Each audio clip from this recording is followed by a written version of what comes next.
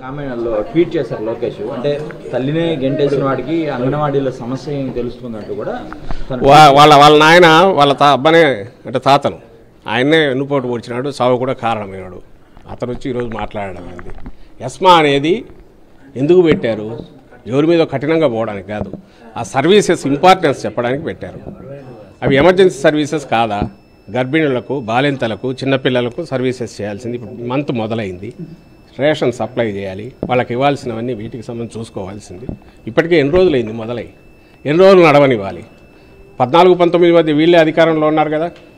వాళ్ళ నాయన మాదిరి అంతకుముందు చంద్రబాబు నాయుడు చేసిన గుర్రాలతో తొక్కించలేదుగా జగన్మోహన్ రెడ్డి గారు. మరి సమ్మె చేస్తూనే ఉన్నారుగా. అయితే ఇప్పుడు నెల వచ్చింది, ఇప్పుడు మళ్ళీ సర్వీసెస్ మొదలు పెట్టాలి కాబట్టి ఎమర్జెన్సీ సర్వీసెస్ కింద పెట్టారు. ఆ ప్రొవిజన్ ఉంది, లేదు వదిలేయమంటారా? సరే వీళ్ళు ఇట్లే రోడ్ల మీద ఉంటారు, పిల్లలు అట్లే ఇది కానీ ఆకలితో అలమటించని తల్లులు కానీ, బాలింతలు కానీ, గర్భిణులు కానీ వాళ్ళు సఫర్ కానీ ఇవన్నీ కావాలని కోరుకుంటున్నాడా చంద్రబాబు నాయుడు ఆయన కొడుకు?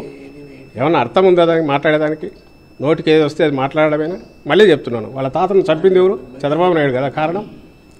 దానికి ఆన్సర్ ఇవ్వను. పొద్దుపోని మాటలని ఏదో ప్రాస కుదిరిందేనో, లేక నినాదంలాగా ఉంటుందేనో, ఏదో దబాయించవచ్చు, ట్విట్టర్ ఉంది కదా దాంట్లో ఒకటి పెట్టడము, దానికి మీరు వచ్చి మమ్మల్ని అడగడము. అసలు మీరు క్వశ్చన్ చేయాలి, మీరు వాళ్ళని అడగాలి.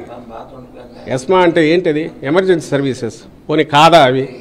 క్వశ్చన్ ఏంటి లోకేష్కు? ఆయన స్టాన్ఫర్డ్లో చదివాడుగా. ఎమర్జెన్సీ సర్వీసెస్ కింద వస్తాయా రావా? నెల దాటింది, ఏం చేయాలి?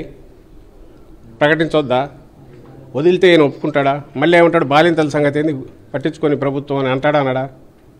సో క్వశ్చన్ ఆయనే వస్తాడు, ఆన్సర్ ఆయనే ఇచ్చుకుంటాడు. రెండు ఏదైనా సరే, ఎందుకంటే అపోజిషన్లో ఉన్నాడు కాబట్టి. ప్రభుత్వంలో ఉన్నప్పుడు వాళ్ళు ఎట్లా వ్యవహరించారో, జగన్మోహన్ రెడ్డి గారు ఎట్లా వ్యవహరించారంటే తేడా తెలుస్తుంది. ఎంత సంయమనంతో ఉన్నారు, ఎంత ఓపికగా మాట్లాడుతున్నాము, చేతులెత్తి దండం పెట్టి వాళ్ళని అడుగుతున్నాము. మీ సర్వీసెస్ చాలా విలువైనవమ్మా, చేయండి. మీ చేయగలిగినన్ని ఇన్ని డిమాండ్లు తీర్చాము. 11 ఎన్నో వస్తే దాదాపు 8, 9, 10 తీర్చాము. ఈ 1-2 దగ్గర కొంచెం తప్పనిసరి ఫైనాన్షియల్ అది కూడా కమిట్మెంట్. ఇది మేము ఇచ్చిన హామీ ఎప్పుడో పూర్తి చేశాము. ఎన్నికల ముందు మేనిఫెస్టోలో చెప్పింది రాగానే ఇమ్మీడియట్ ఇంప్లిమెంట్ చేశాము తెలంగాణతో ఈక్వల్గా. ఆ తర్వాత ఎన్నేళ్లకు తెలంగాణ పెంచింది? 2 ఏళ్లకు 3 ఏళ్లకు పెంచింది. ఇప్పుడు వచ్చి దాంతో ఈక్వల్ అంటున్నారు. ఎన్నికల తర్వాత ఖచ్చితంగా చూస్తామని చెప్పాము. లేదు ఇప్పుడే కావాలని అంటున్నారు. అది ఒక రకమైన ఏమంటారు, ఇప్పుడున్న పరిస్థితిలో ఆ బరువు ఇప్పుడు మోయలేము, ముందు సమ్మె విరమించండి అని రిక్వెస్ట్ చేశాం. ఇంతకంటే పొలైట్గా సమ్మెనంతో ఏ ప్రభుత్వం ఉందా ఇంతకుముందు గతంలో? అసలు చంద్రబాబు నాయుడు ఏ రోజన్నా ఉన్నాడా? తుపాకులు కాల్పులు జరిపింది ఎవరు?